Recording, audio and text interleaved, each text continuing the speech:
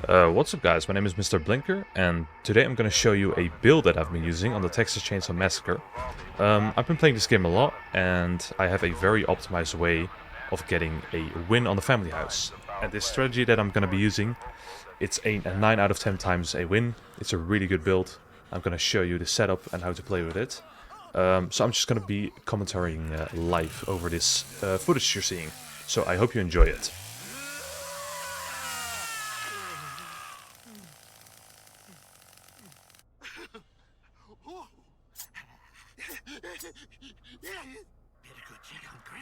Okay, so we're at the start of the game right now. What I always do is just instantly go in, no time to linger around, make sure to open the door and close it.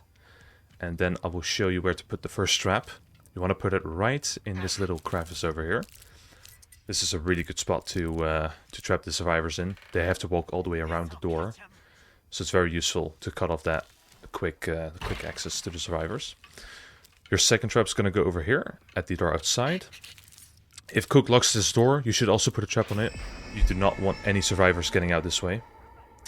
Now, I'm going to be locking all these doors. Usually when Grandpa doesn't wake up this early, I bash those doors out. But this time he woke up real early, so I'm going to place my trap on the fuse box upstairs. Luckily it's in a good spot for this match. But make sure to find it and place your trap on it.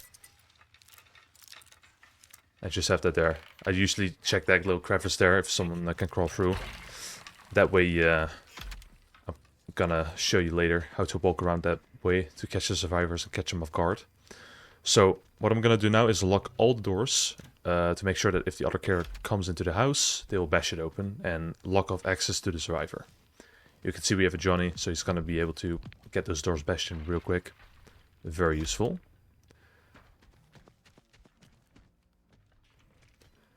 Make sure they're all locked.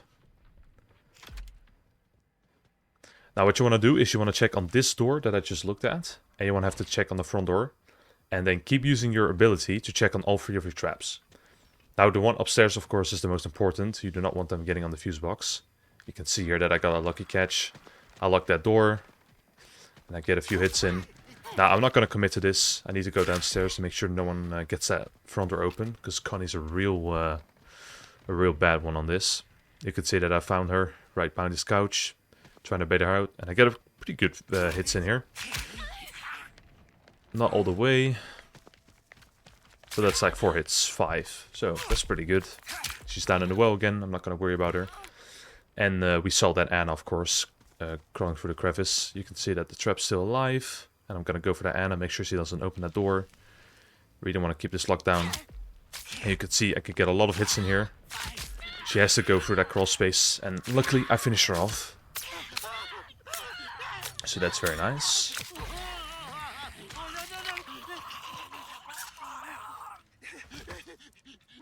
Okay, so we're checking the doors again. Gotta make sure all the traps are still in place. At the bottom they are, the top one still is. Front door is still locked. So you just want to keep an eye on this. And I'm gonna feed Grandpa real quick. Now Connie probably has recovered from basement, so we should be meeting her soon. She may be around trying to get that basement exit open.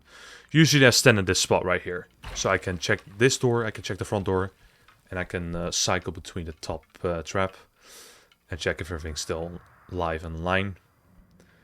You also want to check, of course, the backdoor trap if that's still up. So you want to just keep an eye on all of them. And just stay here until something happens.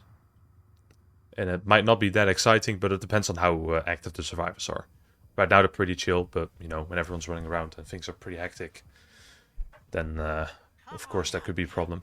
Now if they jump through the front window, I usually am the one to run outside, because I have a really quick build. I will show you my build on the end of the game, which you can see right here that I'm using the bleed effect. I've got the fast walk and the heavy bleed on the traps, and of course max damage on those traps, so when I step in them, they get an insane amount of damage. You can really quickly just finish them off. So I'm just checking everything again. All traps are still alive. Both doors are locked. I know Grandpa thinks I'm the best. Okay, so the top trap was destroyed, so we know someone's up there trying to get that basement exit open. Now, we remember that that little shutter is open, so I'm taking this route, because sometimes they're hiding in that corner. So I always take the right side, so they try to hide in that little corner that I'm staring at right now. Make sure the door's still latched. Now, she's probably going to crawl through that hole again and try to dismantle the trap, so we're just going to have to keep an eye on it. Make sure we intervene every once in a while. Just going to check if the front doors are still locked. All traps are up. Let me just quickly check if they're upstairs again. Doesn't look like it.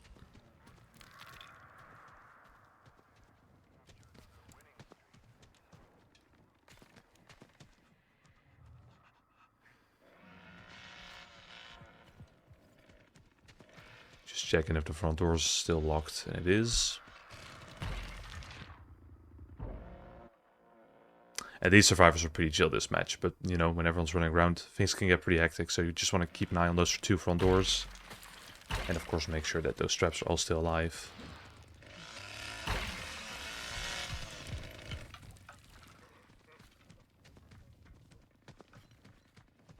Just gonna go upstairs, check on that trap again. Don't have my ability, so I can't see. You can see the trap still online.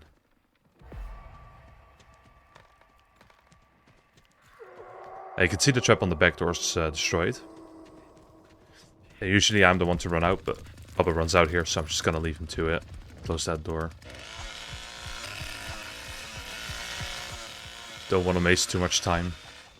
Try to spread out as much as you can.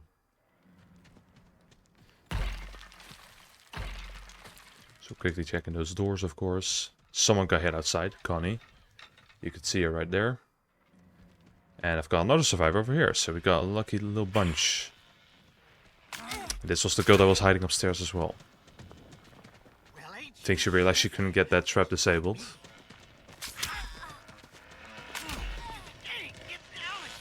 And unfortunately, he's just gonna fall down the well here.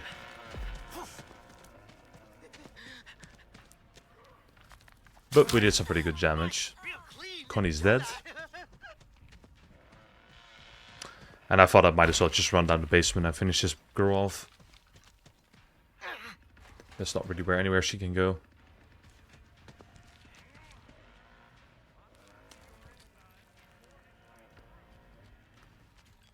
Just checking if she went up this space.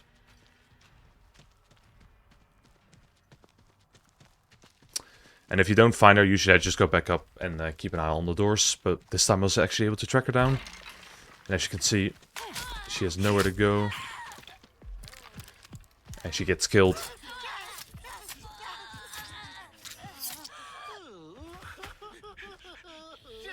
And that's the end of the match. Which is a really good setup. So I recommend you keep using this build, this setup on the family house. It's a really good, and people barely get out.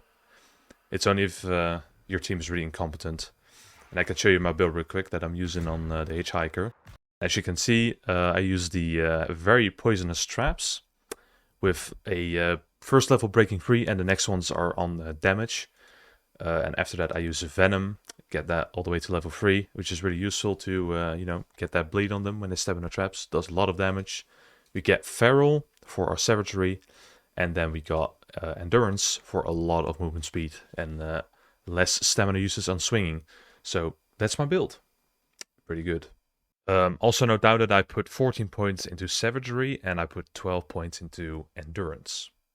I want to thank you for watching, and I hope this build helped. If you have any tips, you can put them down in the comments below. And, well, I hope to see you in the next video. Bye.